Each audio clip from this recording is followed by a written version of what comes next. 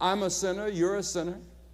The Bible says all have sinned and come short of the glory of God, and sin means the breaking of God's law, the breaking of the 10 commandments. And the Bible says if you break those commandments in one place, you're guilty of all.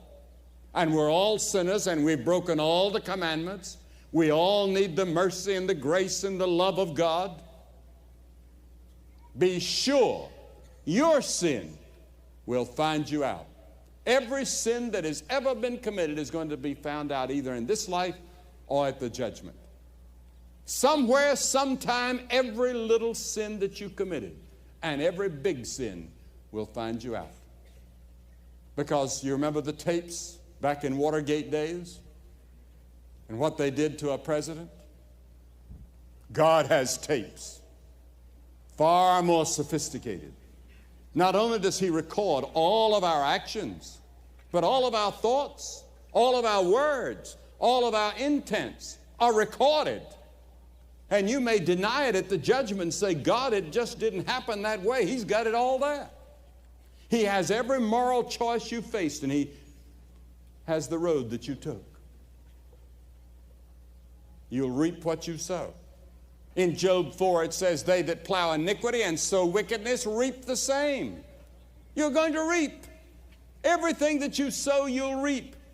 I read in Time magazine review of a book entitled Wild Oats, and some people live by the philosophy that you sow your wild oats all week, then go to church on Sunday morning and pray for a crop failure.